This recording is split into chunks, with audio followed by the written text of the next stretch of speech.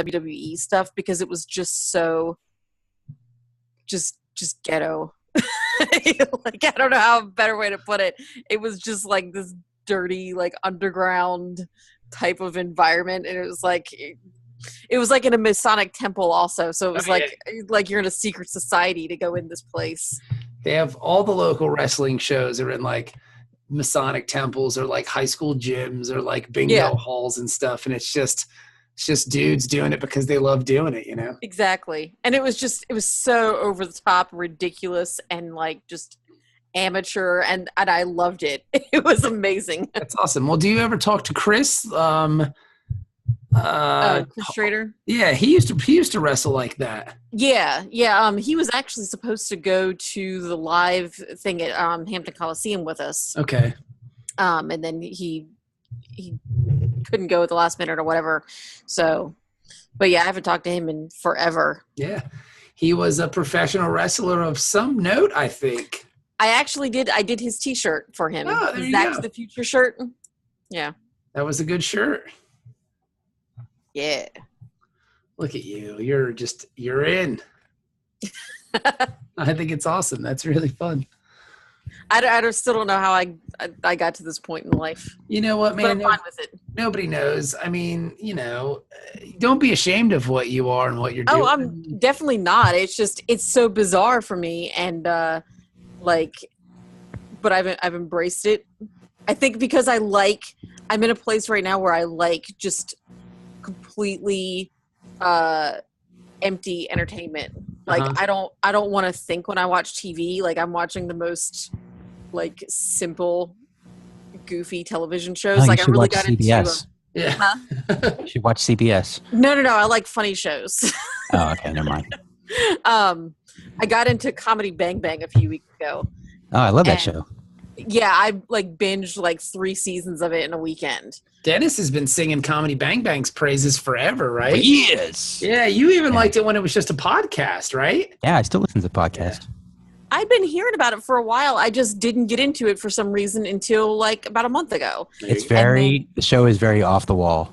Yes. It's like every scenario they come up with, they just, whatever you expect is going to be the punchline or the weird twist on the joke. It's like they just turn it up and they go like one step further and make it even more absurd and weirder than you expect. I've heard good things. Yeah. I'm driving. I think people come for the guests or for Reggie Watts, but Scott Ackerman is pretty fucking talented. Yeah. He's great. I am driving to Charlotte in a couple weeks, and I'll probably just download a shit ton of podcasts before I go, and maybe that'll be one of the ones I listen to. Yeah, sounds good. Do you like U2 or REM? I like REM. I like old U2. I don't want to sound like that guy, but I haven't cared about U2 since like It's a Beautiful Day or whatever. I can see, which seems like yesterday, but no, that was like 12 years ago. Like, yeah. I mean, like that was forever ago. Like when you think like, yeah, Beautiful Day, like that was really great. But like, no, that was when I was in fucking college. Like that was, I was waiting tables in Richmond. Like that was fucking forever ago. Was that long ago? Yeah. Was that on Pop? No, Pop. No, Beautiful Day was, what was the name of the record after that? Because it was Pop, and then everybody kind of thought U2's career was over, and then they came back. Pop was not. Pop was just, but there were some good tracks on Pop though. I assume so. Like the one with Johnny Cash was really good. Oh my God, no, it was All You Can't Leave Behind, and that came out 18 years ago. Jesus. Yeah. Wow, that's my 20th college anniversary or reunion is next year. Wow, that's crazy. Yeah. Yeah, because are you gonna go to like a reunion thing? Oh yeah, I want to. I haven't been back since I graduated, so it'll be nice to see the old campus. Right. Yeah. Because when I was waiting tables in Richmond, there were 2 girls that were obsessed with U2. They were with one cup.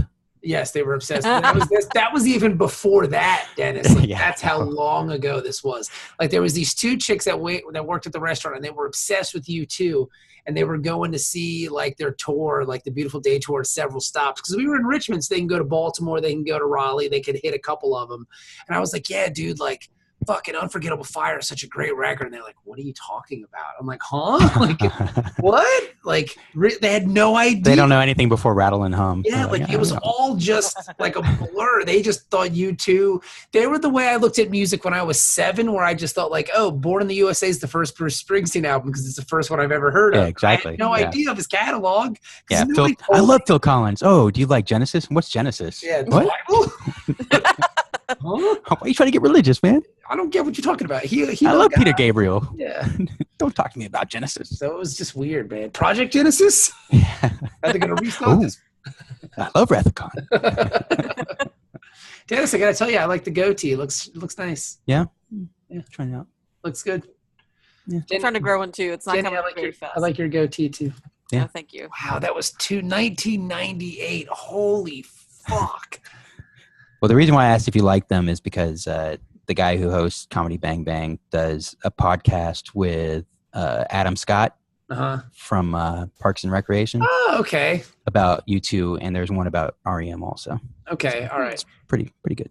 I'm a big fan. I like REM, but like again, I haven't listened to REM seriously since like Low Adventures in Hi-Fi, which was like 100 years ago at this point. Because wow. Okay. All right. Now I feel really old. All right. Podcast is over, everybody. I got to go to bed. Take my medicine.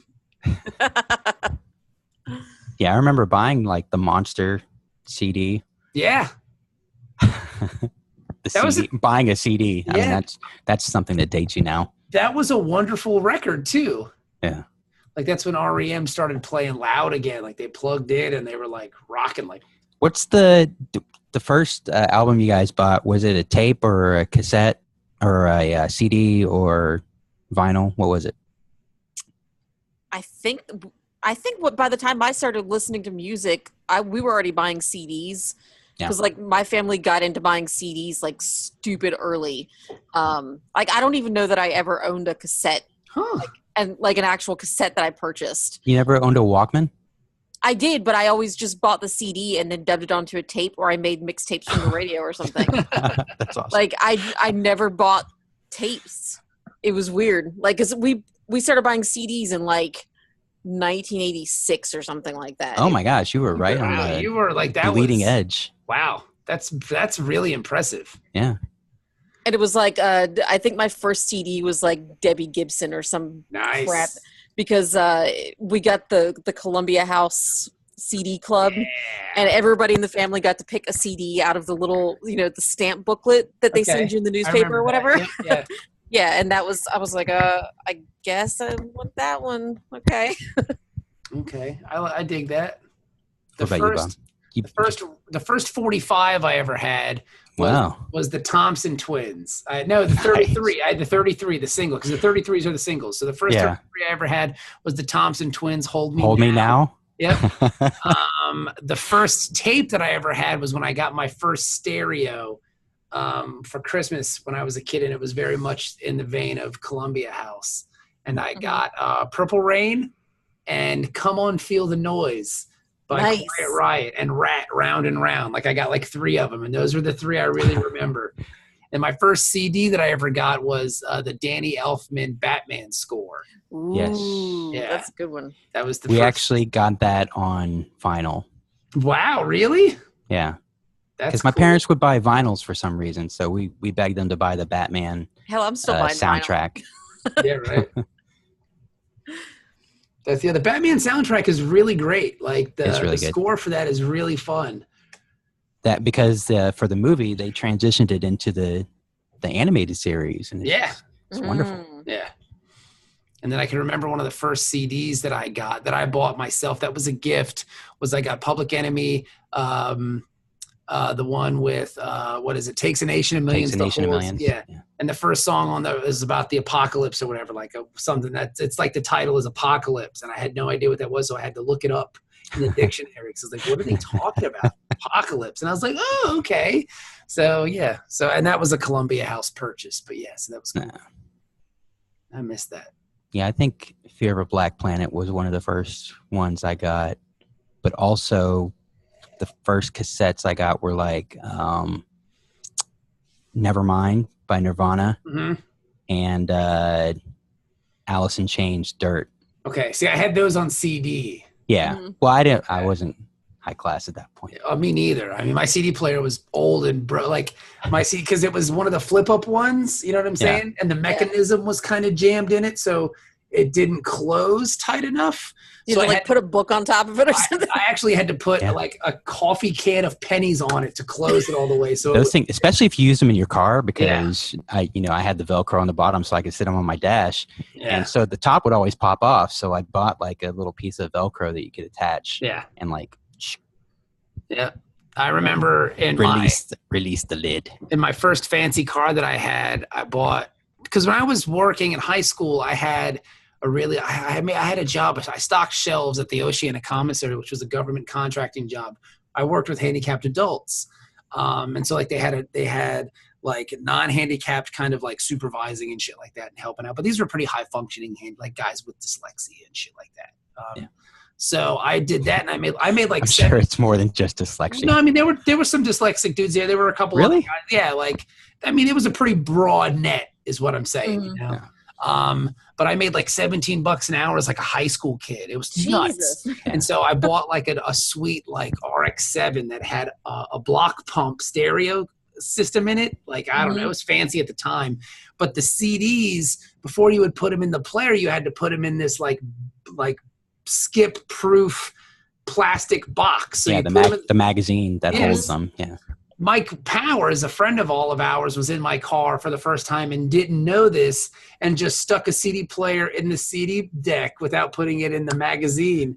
And I was like, you just broke it. It took us like 45 minutes to fish this fucking CD. Because it went in between the CD player and the dash, right? Yes. It just went into the slot and just sat in there. It's like we had to try to fish this fucking thing out for like 45 Oh my God.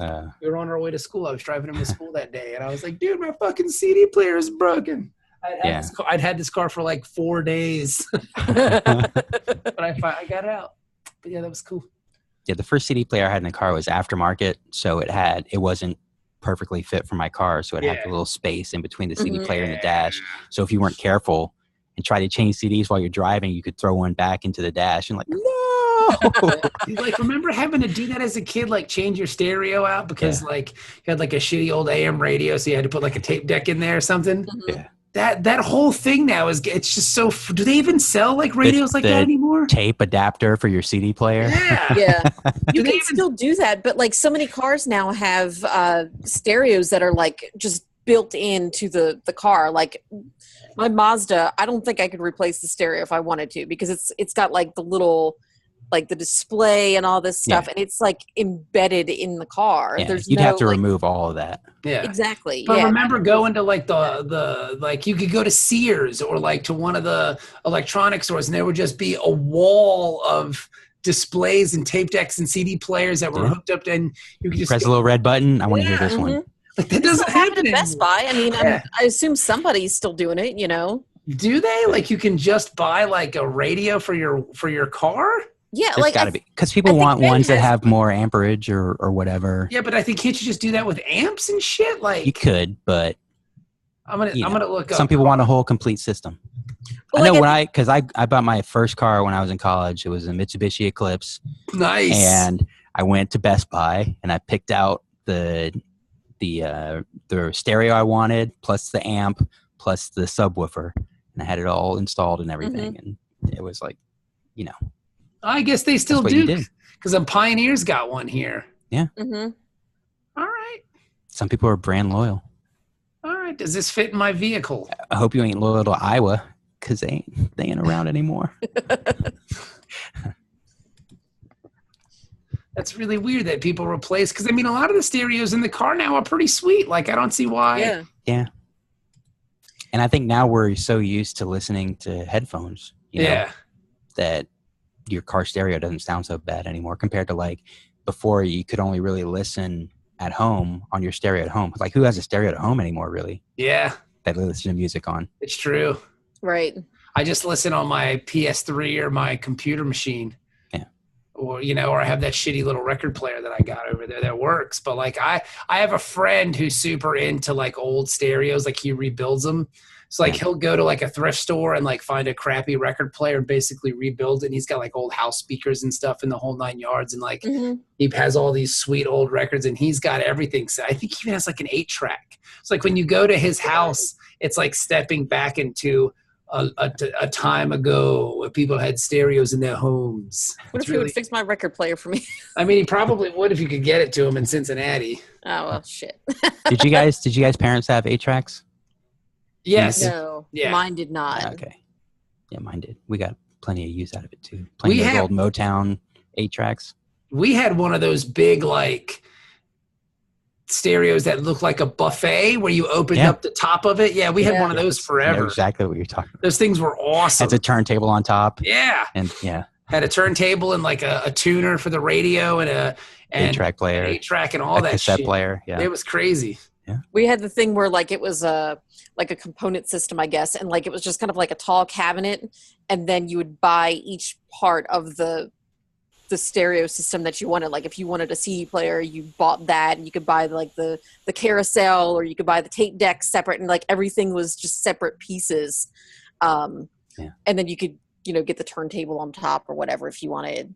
So yeah, that was cool. We had one of those too. That was what we evolved to. Like when we got rid of the big buffet looking thing, then we got the the neat looking like. Yeah, my parents had this record player. All it was a record player, mind you, turntable, but it was like the width of a couch. Like it was super.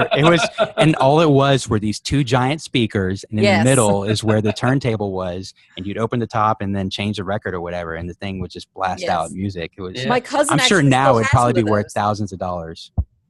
Like I said, my cousin has one and she still uses it. So if she's got like a valuable piece of equipment or whatever, she doesn't know it. It probably is, man. I'm sure there's collectors who would love to get their hands on something like that. Oh yeah, totally right.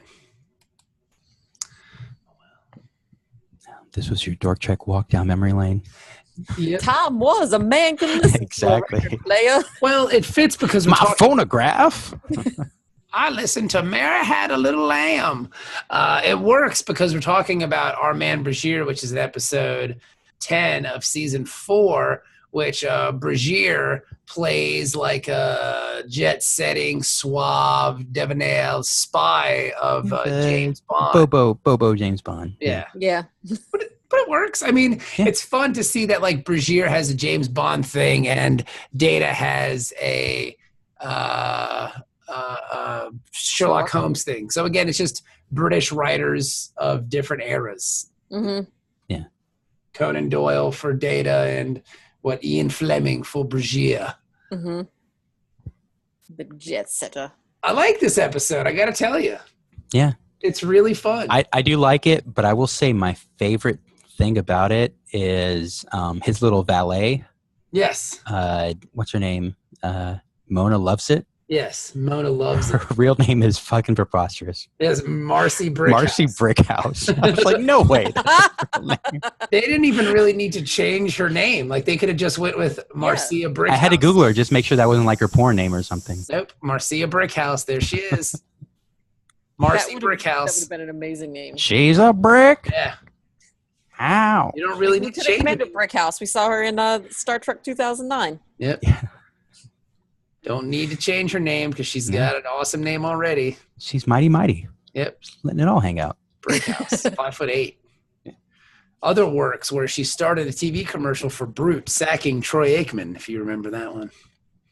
I don't.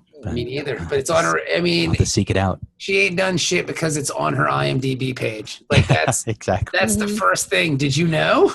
Brute commercial. Yes, Brute commercial. Oh, she was on Parker Lewis Can't Lose. Okay. Yeah. She was also on Married with Children. She's like random hot chick that they bring in. Yes, she played Pat on The Fresh Prince of Bel-Air 2 episodes. Saturday Night Live. She was on She was on Silk Stalkings. Oh. That's been sitting on my Hulu queue. I got to watch that show. The cross of, make sure you watch Guilt by Association. She plays Meg. The crossover that we're getting here lately with Silk Stockings and Deep Space Nine. I mean, it's just calling out for us to do. Like this is a sign. Silk Stockings must have been like the Law and Order of the early 90s. The sexy Law and Order. Yeah, where everybody, has to do a guest hosting turn on there at some point. It's like, look, you didn't get Law and Order. Damn it, but you got Silk Stockings. All right, I'll take it. All right, it's a job, right? Yeah. What happens to me? Please don't say I get choked by a pair of stockings. Please don't. You get choked. Yeah, everybody gets choked by a pair of stockings on this show. I died while masturbating. Damn it! God. But yeah, so you don't want that to be your big break. Yeah. It's hard to shake that. Yes. Marcy Brickhouse. Brick House. But yeah, I like this episode. It's real goofy. It's fun. Dennis, did everybody watch it? Yeah, Yes. watched it. Okay, all right. Ooh, I have an sound idea. like Jenny liked it. Danny doesn't like it. I can tell already from that answer. But I have an idea for Voyager, okay? This is what we're going to – I'm really excited about it. I want to get it out there now because I'm probably going to forget it.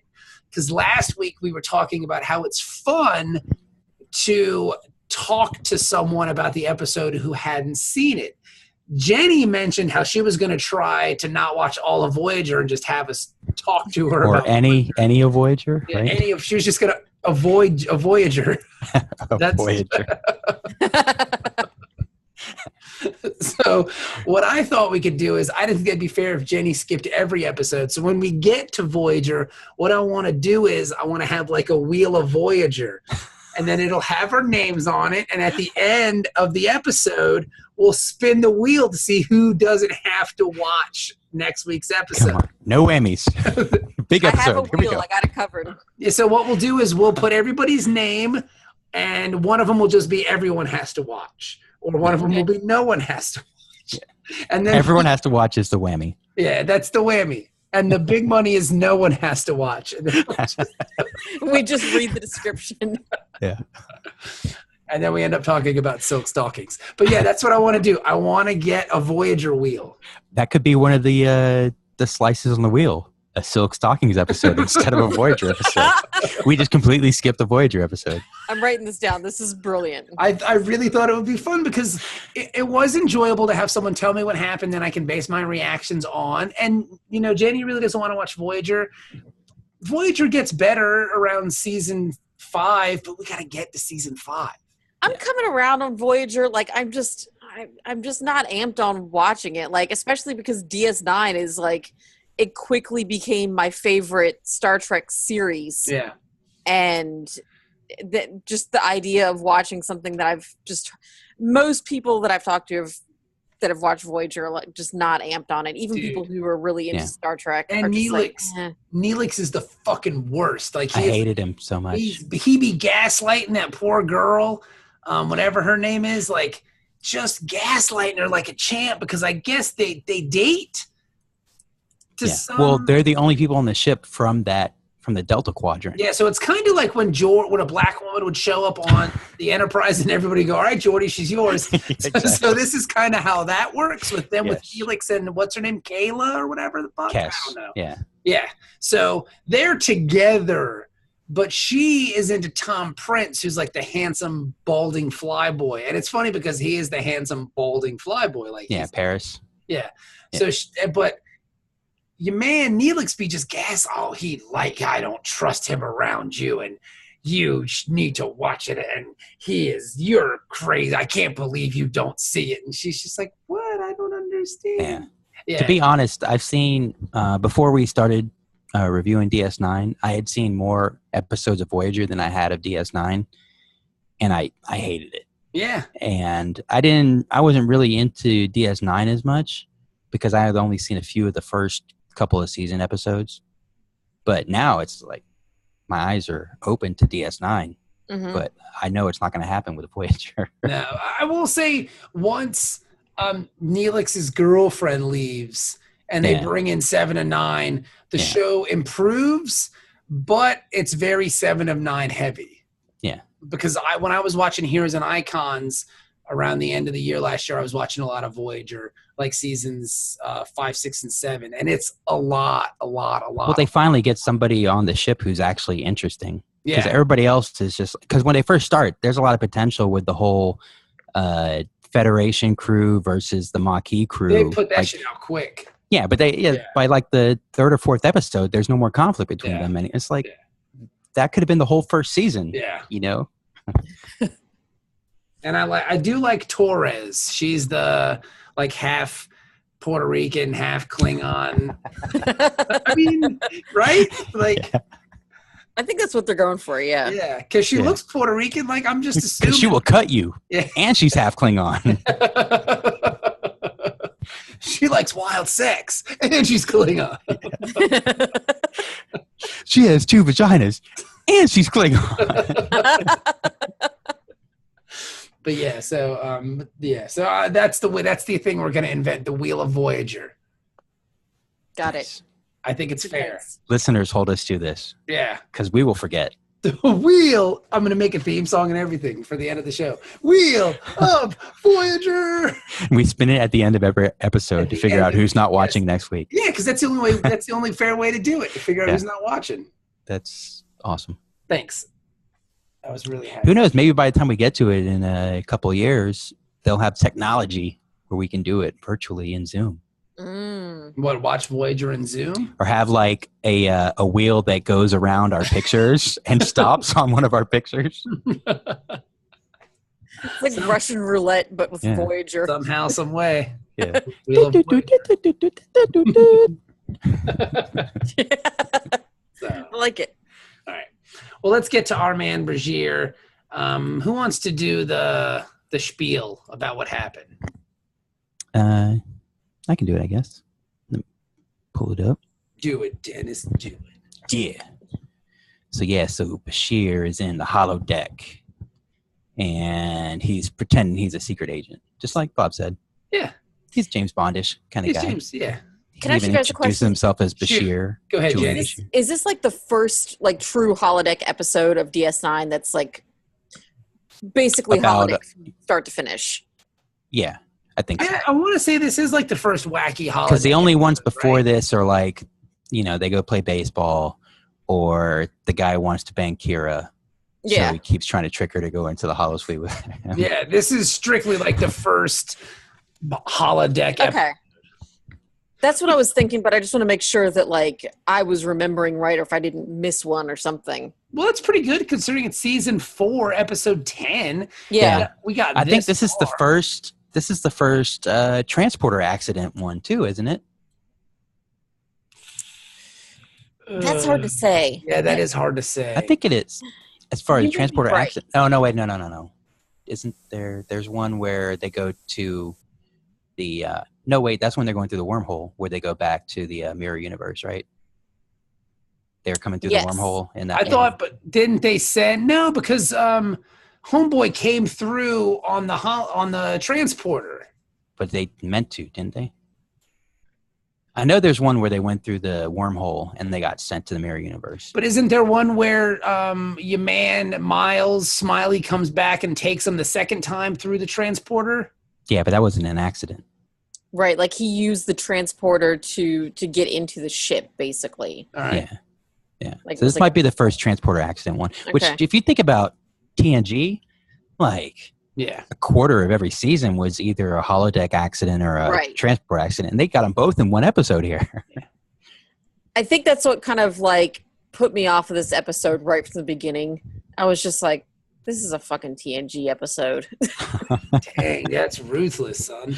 I mean, again, like I said a couple episodes ago when we had a similar situation, it was like, it's not that it was a bad episode, and I'm just, showing my hand right away, but it's just that it was a TNG episode. And like, I have a level of standard for what I expect for DS9. Okay. And it's not quite there. So to be fair, they do have a whole nother quadrant of possibilities to play off of, Right. Mm-hmm. So they could theoretically, every episode could be they find something new in the Gamma Quadrant. Mm-hmm. But and I could tell it was going to be a holodeck episode. It's going to be kind of a filler episode right away. So Yeah. See, that's weird because like I kind of felt the way Jenny did at first, but I was excited because first Garrick shows up. Like he just wanders onto the set like some crazy person. Like, what's going on here? Like, who goes into somebody else's holodeck program without asking? that was really creepy. asking for it. I thought it was really funny. Just Garrick just shows up. Just walks in. He's already stroking his cock. Oh, Hey, what's going on in here? Hello, Julian. I was curious what you were doing in here. Garrick, why are your pants around your ankles? I figured it was just going to be one of those parties. Sticks his dick in the mashed potatoes. But there were things, not to get ahead of ourselves here, because you're going, Jenny got ahead, so I'm getting ahead. There were things about the episode that I really enjoyed, like the music. Yeah. Like if you sit back and you listen to the music and some of the chase scenes and stuff it's like saxophony. It's very much in the style of the James Bond films. So I kind of appreciated that they weren't just doing like an homage. They weren't just okay, we're going to do a James Bond episode. Like it was almost like an homage with some of it, which I thought was kind of cool. Yeah. Yeah. And if you compare this against like the TNG episodes where Picard goes and does the Dixon Hill stuff, like it's much better than those. It is. Because those, he acts like he doesn't know what's supposed to happen. Like he's like, oh, what? I haven't read this story in a while. But like Bashir is totally into the scenario. Yeah. You know? And like Bashir's mad because other people are, messing up my fantasy. Like he's mad because he wants to make out with this chick. Like he wants to make out with this other chick. He wants to do all this hot stuff. Like he's totally bought in on the fantasy world. He's on the Riker program here. Yeah.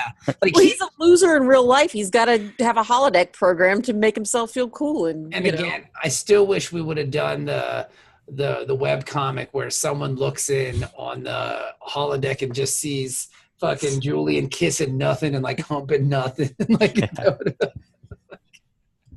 that was a great web comic idea. Like, dude, what the fuck is going on in here? Because it's the holodeck program. And then you, like, watching the security feed.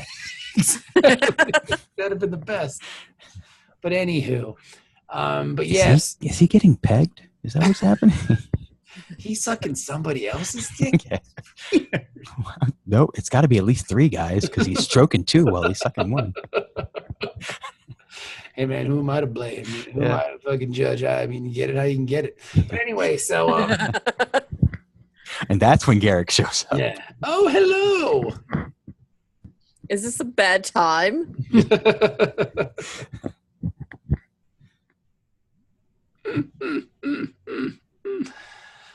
So they're doing that.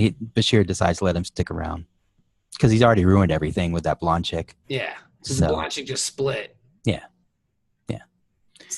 So Cisco, Worf, Dax. I love his spiel with it appears your friend is leaving.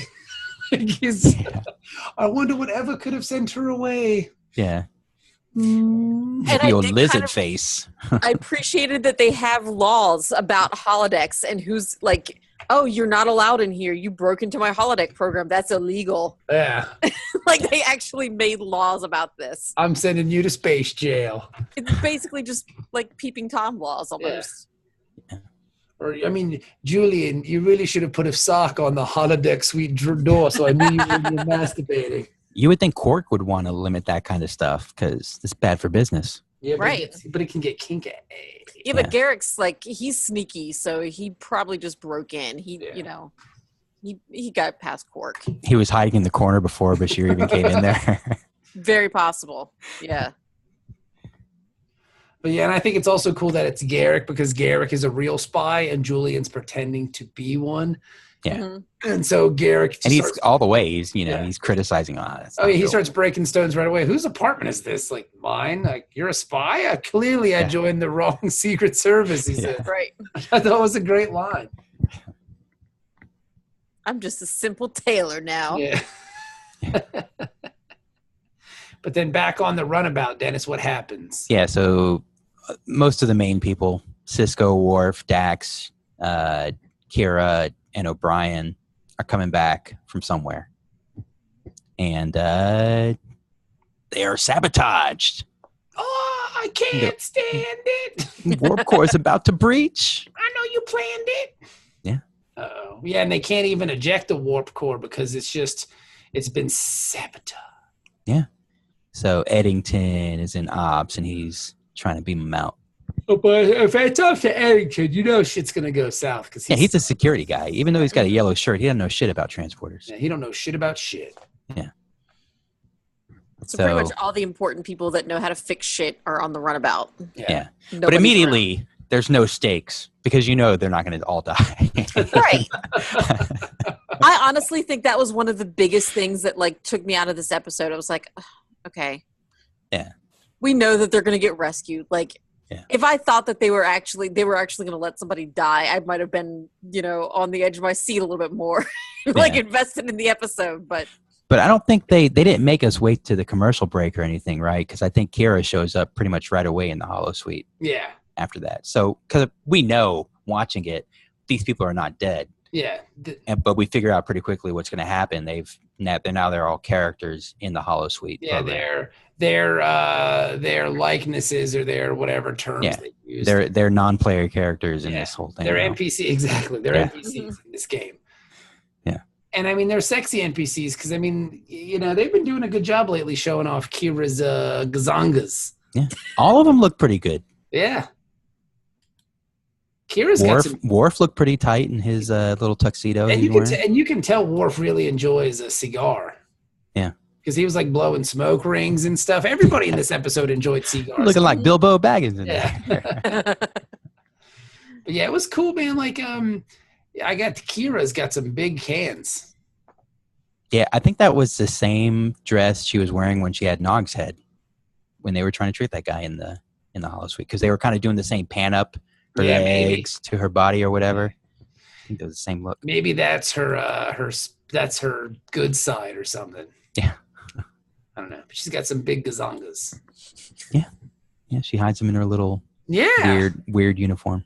And that weird onesie thing they make her wear where she looks like a total nerd. Her sometimes onesie, sometimes twosie. Yeah, that weird, which we can't really figure out. Is it like a onesie overall thing? The silk underwear. Yeah. We had a really long conversation about this. Oh, and according to our poll from last week, what actor would you like to see play Curzon Dax? Sting was 67% of the vote. Oh, wow. That was a late surge in the voting then, because I looked at it a couple days ago, and it was pretty much tied. Sting. I mean, when you only get 12 votes, I mean, one can throw things off pretty hectically. Right. How many votes I think when I looked at it, it was exactly tied between all three. 12. Well, I only put 2 up. You can only do 2 on Facebook and then 3 on Twitter. Oh, then I saw it on Twitter. Yeah, let me see. I don't know how the Twitter votes went. And I figured on Twitter, it would have been on Facebook, it would have been weird to do Sting and Malcolm McDowell because they're kind of the same. Yeah, they're basically the same. Yeah. Mm-hmm. Yeah. Ooh, on what's it called?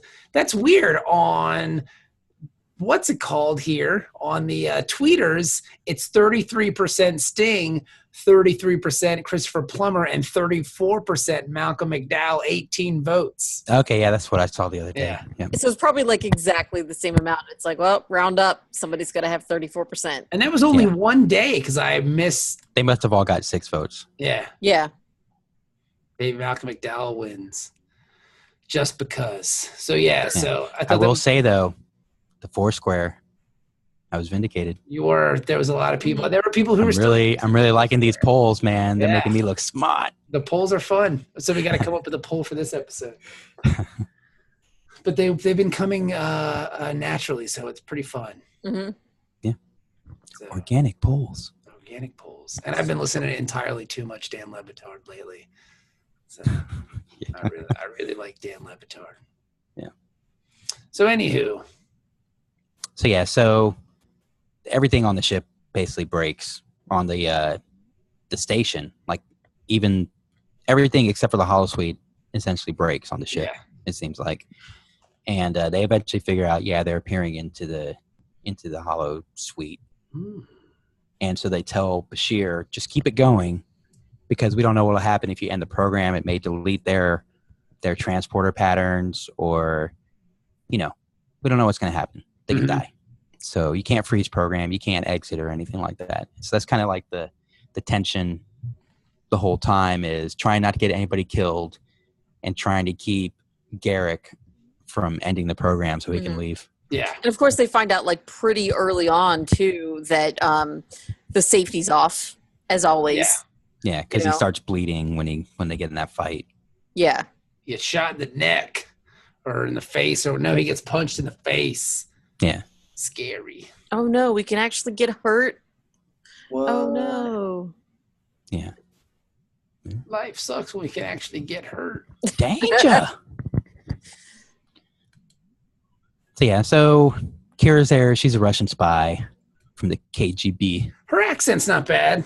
Not too bad. She's a pretty shitty spy if she just introduces herself as somebody from the KGB. Well, to be fair, she was hiding in his wall bed. So. Yeah. So she was there to... They probably knew each other already. She was there to have some hot sex. Yeah.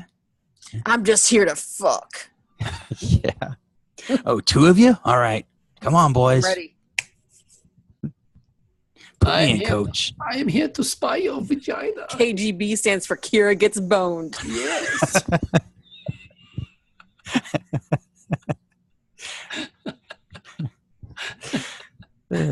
That's a good one.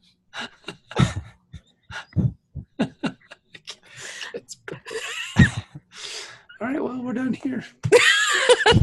Soviet Russia. Kira Gets Boned. Oh, that was really great. So she tells him that there's this Dr. Noah who's going to take over the world. Not Dr. No, Dr. Noah. Yes, exactly. You can't sue us. You can't sue us. They got the Big Mac. We got the Big Mick. Yeah. Our buns don't have sesame seeds.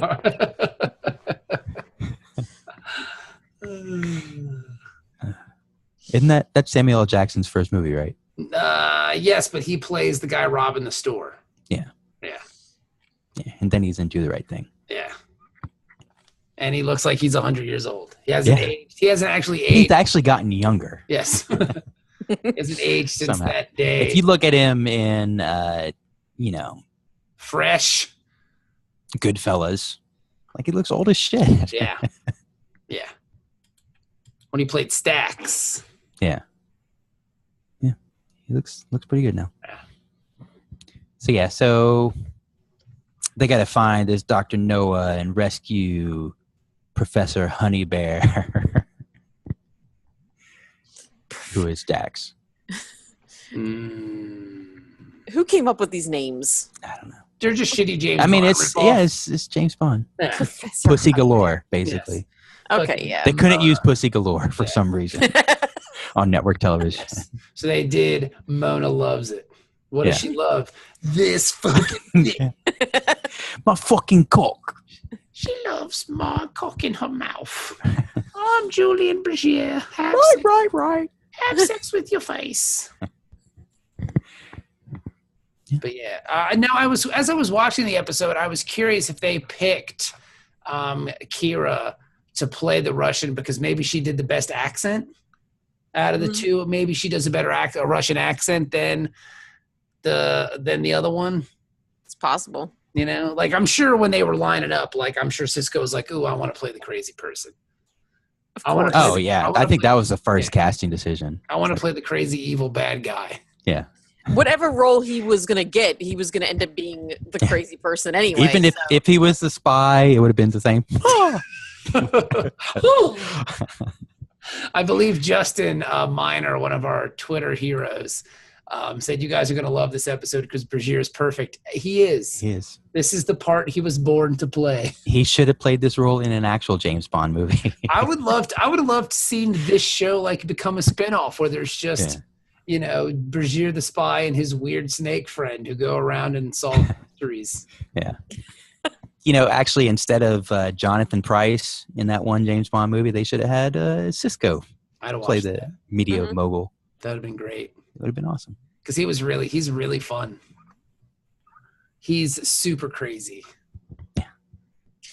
I think the main problem I've had with it to this point, though, is that, like, Bashir is kind of, like, too good at being a spy in a way. Like, in real life, he's kind of a dork, and he's not he's not that cool. Like, but this is like Dungeons and Dragons for them, or whatever. They can get into it and use their imagination. They know, he's read these stories and he knows how it's supposed to go. Like, he knows how the story is ending because he says, when they go to the lair at the end, either Honey Bear or Kira gets banged is going to die. Yeah. So, like, I feel like he's done this one before too. Yeah. So maybe that's part of it. But like, he's even when he seeing who he can have sex with along the way. Right. Yeah. It's like a choose your own adventure, but he just gets to just try banging different people every time he plays. Yeah. But like, even at the casino, like, he just seemed like he was too good at it. Like, playing this game or whatever. That's the whole point, though. I wonder how much of that is actually the player, or how much of it is the holodeck or the holosuite like, it's actually kind of skewed in their favor. Yeah, like it's dealing you the cards that is going to make you win. Like, that makes sense. You're supposed to win, but it's dealing you what you need to win. And I mean, like, Julian's paying for, because I imagine, like, there's credits involved because it's the holosuite, it's Quarks. Yeah. Like, so he's paying to use this equipment. This is what he does in his free time. So why would he pay to go there to lose? Yeah. Exactly. Yeah. It's like you wouldn't go to holosuite to get shot down. You know? You wouldn't go to the score, baby. Yeah, you could just go hang out at Quarks if you want to really get shot down. Yeah, try to holler at Dabo girls all night if you want to get shot down. Yeah, if you want to actually, like, win the game and get the chick and be a stud, like, you go to the holosuite because I imagine you kind of write it as you go along, right? Yeah. Right. Like, in this one, I want to stick my ding ding in all the bang pings, and then I want to win all the games, and I want to do all the cool stuff. Well, it does seem like they pretty much programmed the entire story before they even go in. Yeah. Like, because a lot of them are ripped out of actual literature from the past, like the Sherlock Holmes stuff or whatever. So it's like, of course, you're going to be perfect as Sherlock Holmes. You already read this story. Yeah. Idiot. Right. Yeah, and a lot of them are. Yeah, Dennis. That's a really good way to put it. I couldn't have come up with a better way to say it myself. Idiot. I'm like Dwight Schrute, idiot. I think I was kind of just putting him on the same page as, like, Barclay or something, where I expect him to be, like, kind of a dork in the holodeck also. Like, I kind of... But Barclay was great in his little holodeck episodes. But he you could tell that he was trying real, real hard to, like, put everybody into his own little fantasy world, and he made himself the Mary Sue of his holodeck program. Yeah. And I think I expected more of that from Bashir also. But he was just kind of like, he just fell seemed into like the he was role way a little too good more. at it. Yeah, but I mean, like, what you're saying makes sense. It just, at the time that I was watching it, I was like, you ain't that fucking cool. Get out of here. Hating on him? Yeah.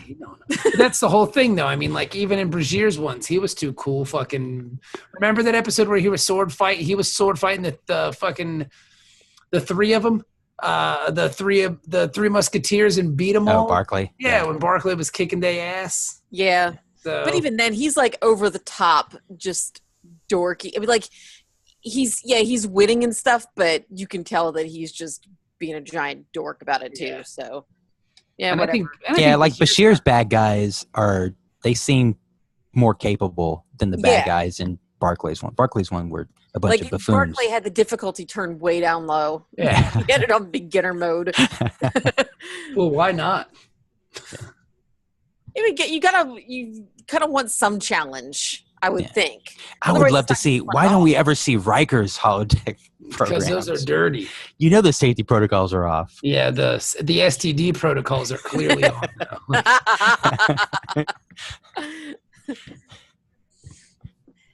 I'm sorry, you have hollow herpes. No, again, gosh, Riker. They only come out when you're in the holodeck. I told you to wipe this fucking console down. Sorry. Like, why would you program STDs in? It's part of the danger. Gotta roll the dice. Makes it sexy for me. I don't know. Yeah. It's got to be consequences, Jenny. It got to be. Which one has space age? Me. I'll fuck them all. I do. Raw dog, Riker style. Yeah.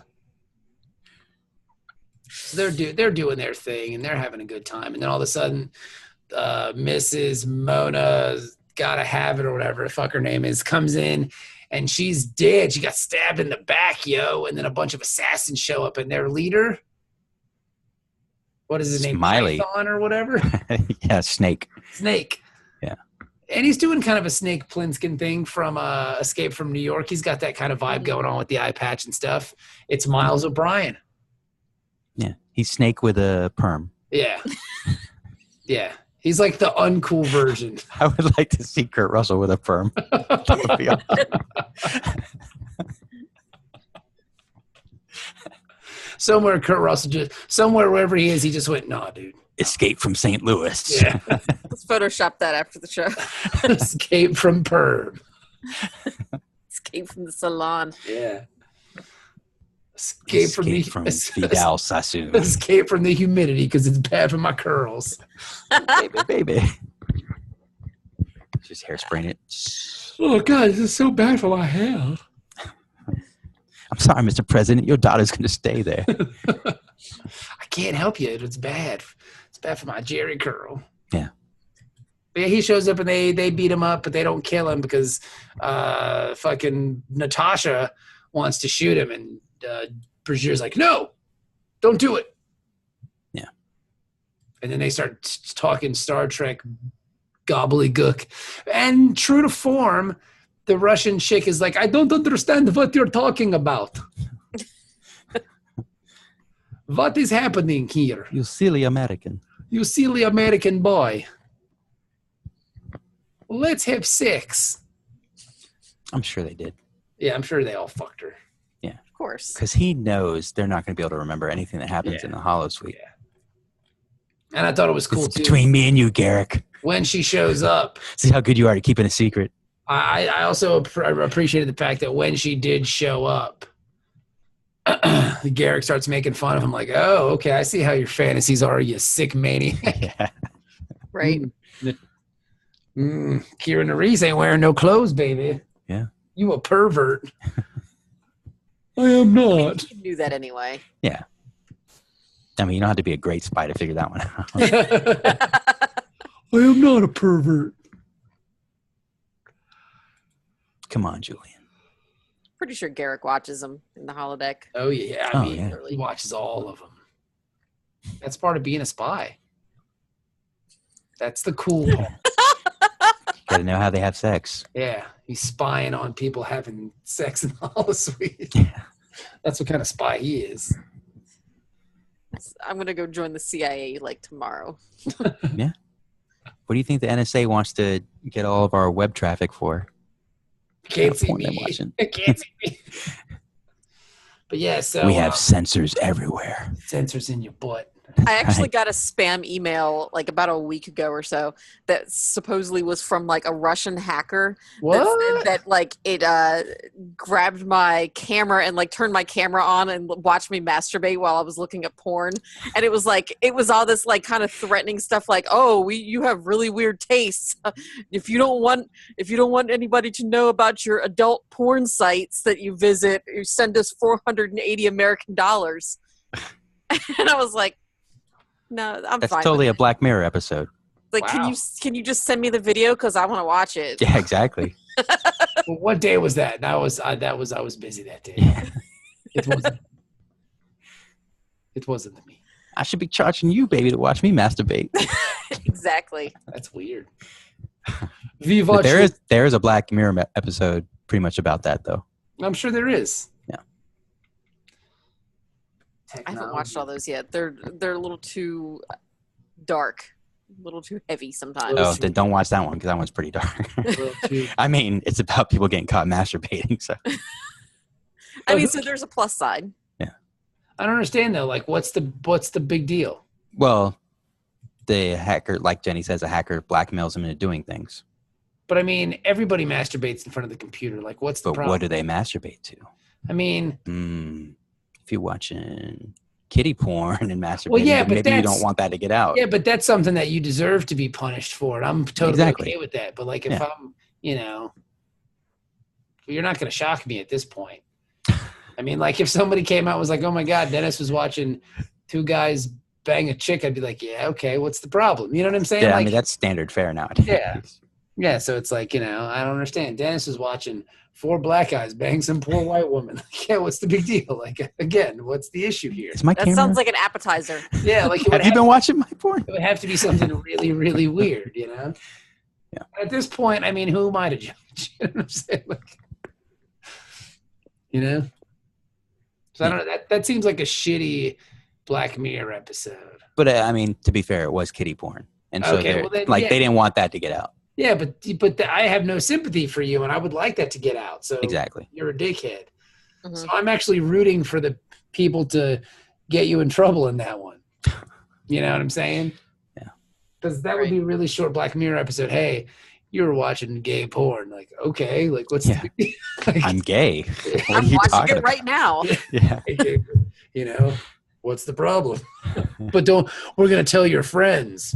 All right. Yeah, like they probably friends watch are gay too. They probably watch it sometimes too. Yeah, we watch it together often.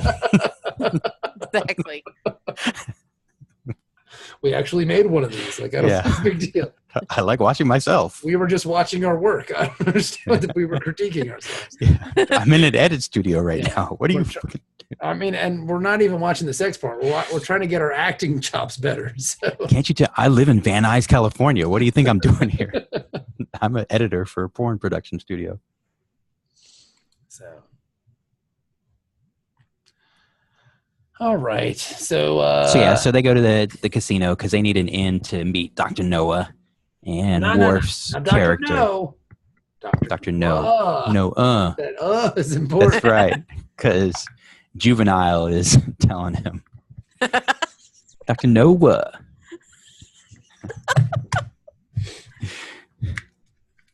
Area of blackness, Dr. Noah.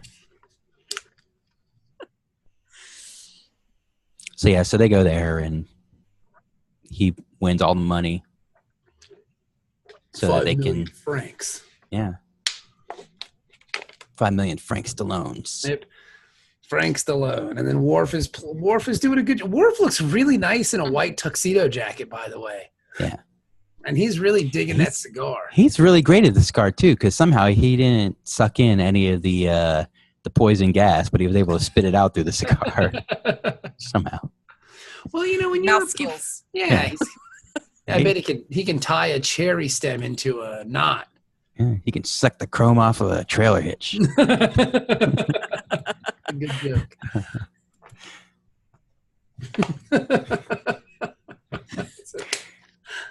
Helps to have 2 tongues. Sometimes a cigar is just a cigar. Yeah. They wake up and then they're in the Leia. Yeah, on Mount Everest. The lair of Dr. No. But then I guess before we get to that point, we see what they're trying to do back on the station where, like... but none of that's interesting. Yeah, but I think it's totally just there so we remember that, don't forget, that's what the problem is supposed to be. Everybody could die. The one interesting point of it is when they actually open up the holodeck suite, like, they crack open the console. Yeah, the paneling on the wall. And it's all jerry-rigged, and there's like a spatula in there. That was the fun part of the episode. Yeah, because Rom but it's a testament to Rom's engineering genius as well. And it's a testament to Quark's cheapness, his thrifty side. Mm-hmm. But I thought that part. The only reason why I brought it up is because I thought that part was cute. Because really I don't know if they do it or not, but they really should recruit Rom to help out with engineering stuff on the space station after seeing this. Yeah, maybe they do. I don't know. He's a pretty smart guy. He's pretty resourceful. Yeah, he has. But I mean, so was his son. That's why his son went and joined Starfleet. But yeah, I just like the jerry-rigged holodeck program. I thought it was cute. I thought it was fun. Yeah. Let's continue. You thought they were in danger before. Just wait now, because none of this stuff is compatible, and they got to figure out a way to make it work. Will they be able to? I'm sure they will. And I'm sure it'll happen in the nick of time. Yeah, in the next 10 minutes. Because that's how much time we got left. So let's get it on. Yep. So Dr. Noah shows up, and it's Cisco. Of course it is. explains his plan, and he's got his big red button to execute the final stage of his master plan. And he's got his cigar, and he's in total crazy mode. Yeah. Smiling when he ain't supposed to be smiling, and saying stuff when he ain't supposed to be saying stuff, and weirdly giggling when he probably ain't supposed to be weirdly giggling. The whole plan was just way appropriately complex and ridiculous, just like a James Bond would be. Like, he's like part Thanos, part like John Galt. It's wonderful. Yeah. You know? We're like going to make all volcanoes erupt. And it's going to flood the planet. I love how he kept saying laser, because it sounded like a guy would say laser in the 1960s. Yeah. The one part I did have with his speech was when he mentioned termites. And if a house has termites, we must destroy it. The termites. I would have liked if he would have said like vermin, like a different word. Like termites. Yeah. Termites wasn't threatening enough for me. Yeah, that was bad writing on whoever wrote this. Yeah, that was bad writing. Fakey and Fleming. I want to say that was like Ronald D. Moore, but who am I to say? Because I mean, he's written. Well, no. I mean the Holosuite author. Yeah. Whoever wrote the Holosuite. Yeah, not good. Not the Star Trek episode author. Vermin would have been a better word there. Vermin. Yeah. Mm-hmm. You know, because termites is not threatening enough. Yeah, vermin is definitely when you go to bad guy school. That's something they teach you. You have to refer to people as vermin or things as vermin. Yeah, not termites. Yeah. Because nobody really thinks about termites on a day-to-day basis. Yeah, and like if I have termites, I'll just call the Orkin man or whatever. He'll come up and take care of it. Like it's not a pretty simple solution. Yeah, we don't have to fucking burn down the whole house, Cisco, you weirdo. Now vermin? Yeah, vermin sounds like something's going on. Like we may have to, you know. But I mean, the Orkin man comes out, spray here, spray there. Okay, great. Replace some wood. Everything. Infestation, rats. There's cockroaches. There's like everything. Everything is infested this place. Yeah. It's basically Ben 2 with Michael Jackson. I thought your third shade of Ben. It was like, damn, he's not even here. Fuck. No, the rats. Ben. Yeah, Ben. You lost me for a second there, but then I was like, oh, yeah, Ben. Yeah. You got too black on that one for me, Dennis. Sorry. Too black. I was thinking back to the 8 tracks. It's okay. Don't let it happen again. All right. Are we going to put this on the poll? God damn it. Was that do people remember what Ben is? Is that too black for Bob? Yeah, is that too black? I remember what it is. It's just that, you know, when it's we an have somebody reference on the show named Ben, yeah. my mind's going to go to that first. That happened to me today at the doctor's office. Sophie has pink eye, so I had to take her to the doctor to get some stuff for it.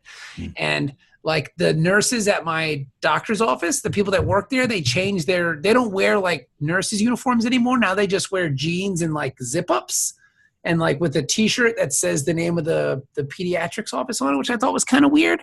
So like I was sitting there hanging out and there was another kid running around and some lady came out and said, Sophie. And I went, oh, that's your name. That's your name, Sophie. Weird. And the nurse looked at me like I was fucking moronic. She's like, no, I want your daughter. And I was like, oh, you're dressed like a normal person. I thought you were just a mom chasing your kid around the office. But they should be wearing scrubs. Yeah, it totally threw me off because she had jeans on and like a zip up. I thought that was just somebody's mom. Is it Casual Tuesdays? Calling for Sophie. Yeah, what the hell? Put on a schmuck, you medical professional. I don't want to tell you how to raise your kids, but you got to find a different doctor's office. No, it's a really great doctor's office. This is a recent occurrence. Oh, yeah? Yeah, this is the first time. That just means they're laxing standards. I guess, but the It doctor. might be time to shop around. I don't know. Maybe I will. It's very convenient. That shit doesn't fly at CHKD. I don't know. I like where we go, and the waiting room looks like an IKEA, so it's kind of nice. It's tough to find a good doctor. I would say stay. Yeah, I'm gonna stay. We've been there. It's the only doctor my kids have known. So I'm not gonna leave now just because they started wearing jeans. I might ask them like, "Hey, why don't we put on some fucking?" That's something Dr. Noah would do. Yeah. I do not like them wearing jeans. I must burn down the house. All hospitals must be destroyed. I don't like the termites wearing jeans. Termites.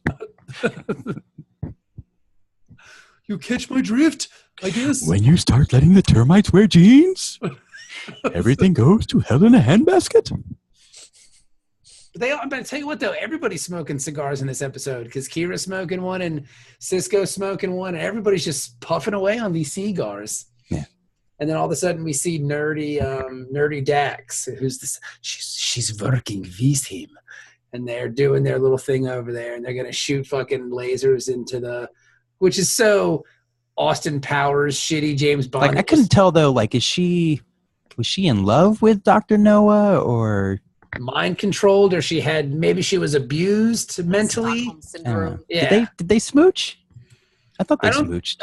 Did Bashir and her smooch? Yes, Bashir and her. They smooched, but I thought Dr. Noah and her gave like a little quick smooch. No, I think he was just holding her hand. I don't think they kissed because I think Dr. Noah, that's also his stance on sex before marriage. He's a Noah.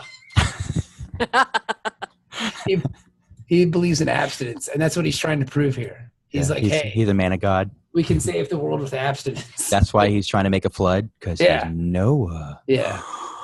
A flood of lava. Yeah. But yeah, he believes in a world of abstinence, so his world's not going to get very far. That's what they have to like. We're going to have sex in order to a world of abstinence until everybody's dead and it's just him and all these ladies. You didn't see no kids running around, did you? That was my plan all along. Gonna get my dick wet with all the hose. Now we all have herpes? When I'm the only man left, they'll be begging for the D. Dildos are illegal? Only my peen. Is scissoring illegal in this? Illegal! It's all illegal. No. No clam bumping?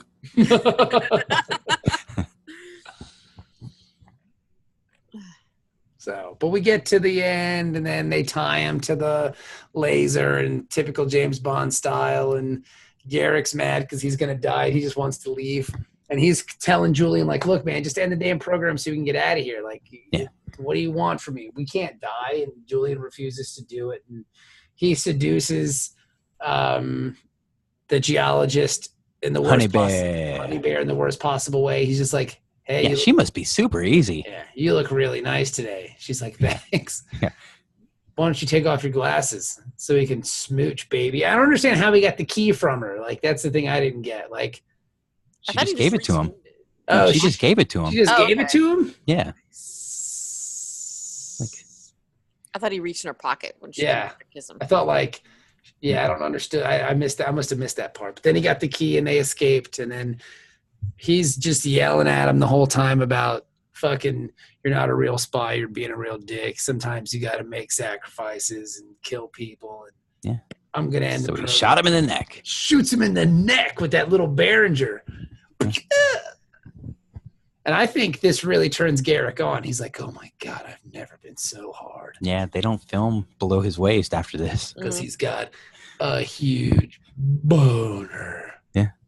From now on, he always turns the safety off when he uses the holodeck. He's got a giant fucking boner right now. He's like, this is the hottest shit ever. My dick is so hard. My lizard dick is fucking hard as shit. Oh my God. I'm going to go. And I have a cloaca. Somehow I have a boner. I'm going to go down on you like a fucking trained circus seal. That would have been awesome. You just start sucking Julian off. Well, I guess we do have a little bit of time. Besides, you seem so tense with all this drama, Julian. Let me suck you off like a circus seal. That's my favorite part of Top Secret. When the bull starts banging the fake cow. The guy's like, we gotta go. He's like, why are you always in such a bloody hurry?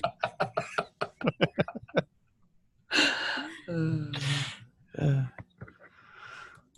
seen that movie forever. Top Secret's good. That part always makes me laugh. Val Kilmer's a genius, man. Like, I don't know what happened to Val Kilmer, but at one point he was very versatile, very good. Batman. I don't even think his Batman was that bad. Like, it's not great. It wasn't. But it was no George Clooney Batman, that's for sure. There were a lot of expectations for The Saint, and it just wasn't. It wasn't that good. And that movie, honestly, the thing that took me out of it was Elizabeth Shue. Her eyebrows were shaved, like all the way to like the middle of her eye, and I kept looking at it like it was distracting me every time her face was on the screen. I was like, why are her eyebrows shaved like that? It looks so weird. Yeah. Now I got to go back and watch that.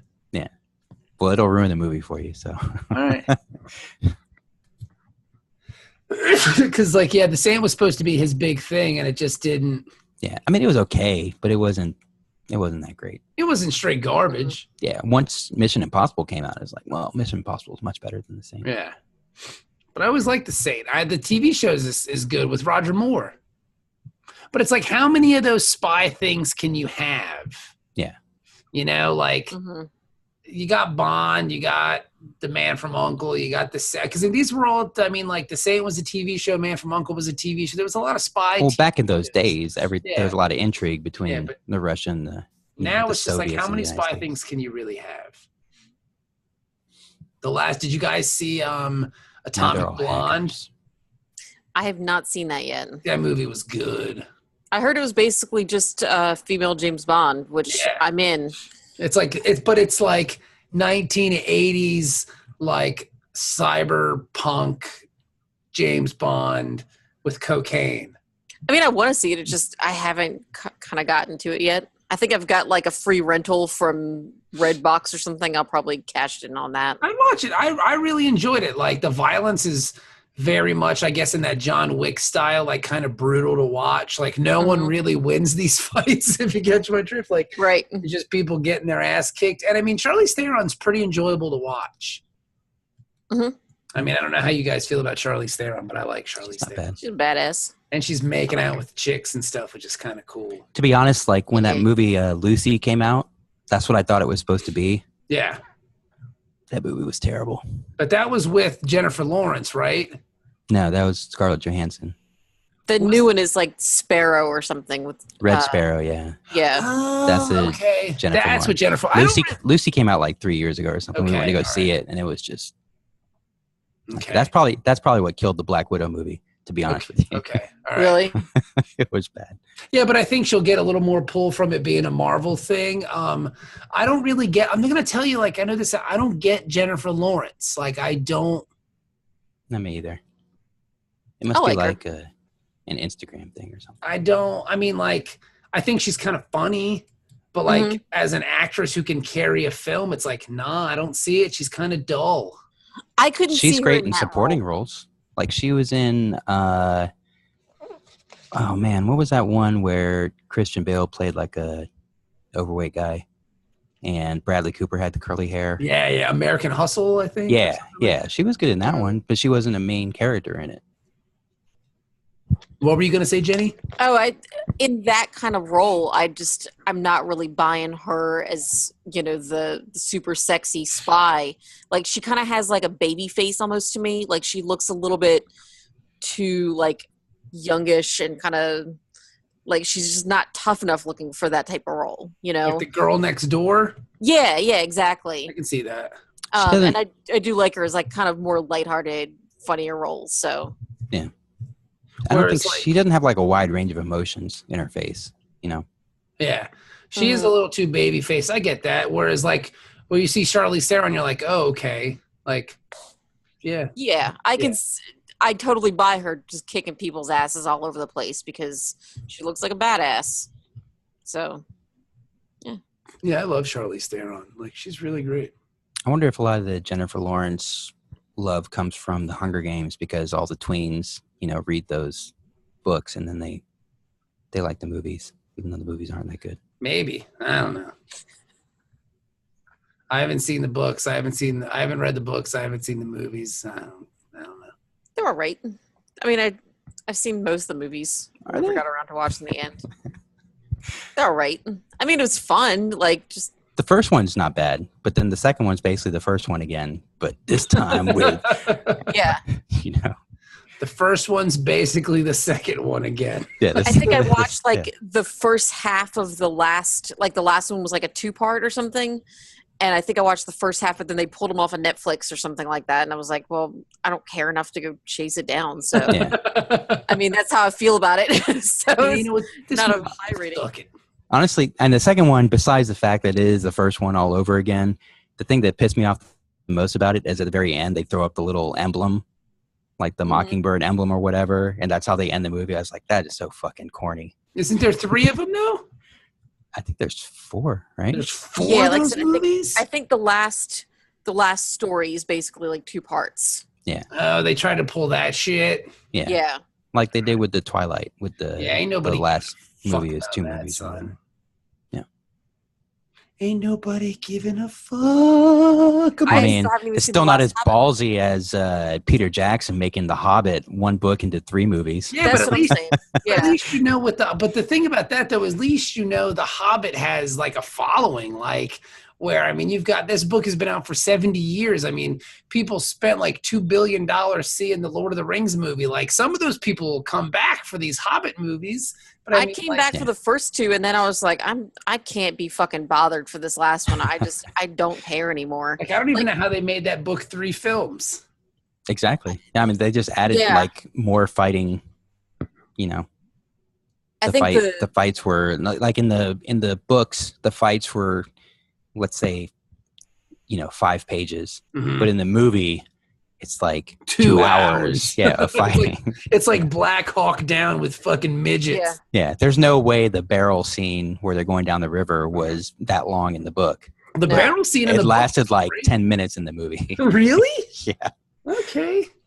Because the barrel scene, the studio got greedy on that when they totally were like, oh fuck it, let's just make 3 movies. Why not? The barrel scene in the book was really fun.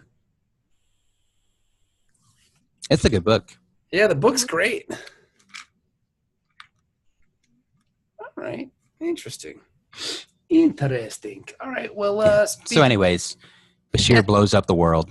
Oh shit, son! And the cool part is he does it doing Garrick's speech to him in the fucking cavern about not being. Sometimes you have to sacrifice to win. Blah blah blah. Listen to me talk all British. Yeah. I know what I'm talking about because I'm British. Yeah. And I said so. And honestly, that's probably the only way that everybody could have not died in the scenario. Because if it played out the way it's supposed to play out, then he's right. Like one of the 2 women are going to die. Yeah. Because that's the way the Holosuite is expecting it to play out. He does kind of flips the script by blowing up the world. He does some quality bullshit in here. He just starts talking, and they're just like, all right, just keep talking, because he had 2 minutes. Because Eddington's like, you got 2 minutes, bro, and he just kind of fucking yammers on for 2 minutes. Where if Cisco was a real crazy bad guy, he just shot his ass, bang, over. But he just kind of lets him go. But all those megalomaniacs, though, they're like, oh, am I really turning this guy to my side? Am I getting him to listen to me? Yes, he would be a great asset to the dark side. But he doesn't want him around because he's going to try to fuck some chicks, and that's going to be... Yeah, so that's why he decides to shoot him anyway. I'm going to shoot you because all this is my poontang. My homies cannot have none. And then he shoots him. But before he can shoot him, he disappears. And that's it. It's over. Yeah. Jenny, you seem to be the one who doesn't like this episode, so see if you can convince me, because I... Okay. Like, I didn't dislike it. I didn't dislike it. Once I got to where Avery Brooks came in, like, it got drastically better for me because he's just a maniac, and it was fun to watch. Yeah. The little laugh, the little... Yeah. I mean, just everything he was doing was just fucking extra. Like, I mean, he's a maniac, and it was great. But I just felt like there was no consequences to any of this. Which is true. I knew that nobody's going to get hurt. Nobody's going to die. And even the solution that he came up with, which was to just let the whole fake holodeck world burn and save everybody in the building. Very Fight Club. Yeah, and it didn't. It just kind of felt like the rest of it was kind of for nothing. If he was in the building the entire time anyway, like, okay, there was no consequence to it. If he let the world get blown up, who cares? Like, they're just holodeck people anyway, So I don't know. It didn't feel like there was anything like at stake making them actually solve the problem. It was just so much as like just writing it out until they figured out a way to save everyone, Yeah, but I think they did a good job with that, like mentioning that anyway during the episode, like, hey, you can't leave here, you can't end the program, you can't hurt anybody, because that was the stakes. The stakes were not getting killed or killing anyone else. Right. And in a spy novel or movie, that's pretty difficult to do. Yeah. And that's what makes it even more impressive, that Bashir is able to, like, he knows the story and he's like still playing the game, but he's also realizing, hey, the ultimate objective is just make this last as long as possible so that the guys on the outside have more time to come up with a solution. Whereas Garrick is just like, man, get me the fuck out of here. I'm going to kill all these motherfuckers. Yeah. I think you guys may have actually convinced me a little bit that it was better than maybe I'll give it another chance at some point, now that I've kind of put some perspective on it. I just, like, as I was watching it, I was just like, I don't fucking care. Like, I really don't care. And like I said, it felt like a TNG episode. Like, it was a good TNG episode. It was a good TNG holodeck episode, but it was just not, it was not DS9 for me. One thing I did like about it, as opposed to the TNG holodeck episodes, is a lot of times in those TNG ones, the characters, the real people who come in as characters or whatever, they are always over the top. Yeah. Yeah. But in this one, like, everybody except for Cisco were pretty mellow, Right. Well, to be fair, they were pretty average characters for themselves. They weren't trying to overplay the roles that they were given for Dennis. But Cisco had to be, and it was great that he was. Miles O'Brien had on an eye patch, bro. Like, that's pretty over the top. Like, yeah, but he wasn't like leaning into his Irish accent. See, now this is interesting, Janie, because this is the second time recently that you've mentioned this was the TNG episode, because I think you said the same thing with Mice and Men or Little Green Men or whatever. Yeah. So it appears to me that your bar now for Trek is much higher with Deep Space Nine. Absolutely. Okay. Yeah. All right. That's one thing I've noticed. I think one of the things is that, like, in DS9, I feel like all of the episodes, even if it's just kind of a filler episode, it kind of fits into the overarching storyline. And this one, and I think, as I recall, to a lesser extent, the other episode, like, it just kind of, it didn't really matter in the grand scheme of things. And I like how they usually tie something in. Now, like, I don't know if next season they might just make a random callback to this episode or something, and maybe they do tie it in, and they did a great job of tricking me, and that's, that remains to be seen, I guess. Yeah. But because they are pretty good about that. They'll be like, oh, you remember that one little thing that happened, like, in the first season? We're gonna bring that back, and then now that's a plot point. Well, they hint at it at the end of this episode that this isn't going to be the last time we see the spy Julian Bashir running around. Okay. Because Garrick says to him, like, oh, maybe we'll have our lunch at your office in Hong Kong or whatever. And, right. And hopefully this isn't the last we've seen of Marcy Brickhouse. Yeah, Marcy Brickhouse. And I'm not totally, like, against it. Like if I just saw the episode synopsis written down, like, Julian Bashir is going to be like a James Bond character in the holodeck, and he has to try to save all of his friends. Like, on paper, that sounds amazing. Like, that sounds like a lot of things that I would like, especially that he's trapped in there with Garrick. Like, there's going to be some hot Cardassian loving at some point. Yeah, there's going to be some sexual tension. Right. So, I mean, like, I kind of looked at it like, okay, this could be pretty good. And then I was just kind of like, it's all right. And I think because I was just kind of okay with it, it's not as good to me. Like I'm just kind of expecting it to be a little bit better. And I say all this like sounding very negative, but I still basically enjoyed the episode. Like I didn't hate it, you know. It's kind of just an episode for me. Okay, so what do you give it then? What's your score? 5. All right. Dennis, what do you say, buddy? I think when I'm discovering about DS9 is whenever they do one of these silly episodes that's like, you know, warp accident or transporter accident or holodeck accident or whatever, you know, in TNG they would do that and they would be back to back, you know, of these type of silly episodes, and you have to wait. You don't know if the next week something good is going to come or not. But DS9 is pretty much having these as little buffers in between the great episodes. Mm-hmm. So like after Little Green Men, we had the one with the Klingons. And now after this one, the next one is Homefront, which I hear is a really great episode. Okay. So like my excitement level goes up because I'm like, oh, this is a goofy one. That means a really good one is coming up soon. So it like enhances this episode for me because I know that they're going to deliver on something that's actually a really good, you know, science fiction episode. I think that's why like my standard is a little bit higher because like I know that the good episodes are coming up. Yeah. So it's like in comparison, this one isn't bad. Like it's average, but it's just not like I know that there's better ones out there that I'm waiting for. So it kind of skews. Yeah. I think in like modern TV production, there's a lot of, you know, if it's a good show, then every episode has to be good. Yeah. There's hardly a show out there that has a few good episodes a season and everything else is garbage. Well, whereas back in the 90s, you know, the way that they had to do, they were more about meeting the number of episodes rather than the quality of episodes. Yeah, because this is still when they did 22, 23 episodes a season or something. So like we have, you know, a $10 million budget for the whole season or whatever.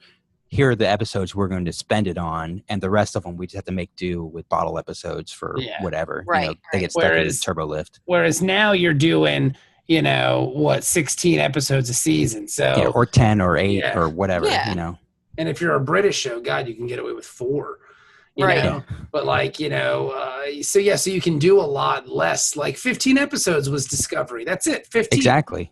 You know? And they were all great. Yeah. So take out like the, so you add in 7 or 8 additional episodes that are just, you know, stuck in the fucking pad it out. Yeah, stuck in sick bay. And think about the one episode that came out where of Discovery where Mud had that time loop. Mm-hmm. Yeah, people were like, "Oh, what is this?" Like there was just something like, "Why are we doing this?" It's like, dude, it's a Star Trek episode. Like it's. Yeah. You know, that felt like a Star Trek episode to me, but there were some people that online and on the tweeters and stuff were not jazzed about that episode at all because it didn't have anything to do with the storyline. So it's kind of like you're damned if you do, you're damned if you don't. Doesn't it though? Yeah. Like fandom is so toxic. Mud's revenge. Yeah. You know, but so Jenny, you said a 5. Mm-hmm. All right, Dennis, what did you say, buddy? I say a 6.5. I like it. It's pretty good. Yeah, I'm going to say a 6.5 too. I enjoyed it. I thought it was a pretty good episode. There were some things that I really liked about it. Like I said, I thought the musical choices were really strong because it made it feel like a James Bond flick. Like go back and watch after they escape when they're running through the fucking the little cavern and it's falling in on them. That's James Bond music, like the weird like panty saxophone. Wah, wah, wah, wah. I thought it was some of that stuff was really good. So. Yeah. Well, there you go, dudes. Man, we talked for a long ass time. I hope you enjoyed it. I hope you enjoyed sitting through all of it. Rate us on iTunes and all that stuff. And we'll be back next week with brand new DS9. So thank you guys for listening and thank you guys for coming. And we'll talk to you next week. Bye.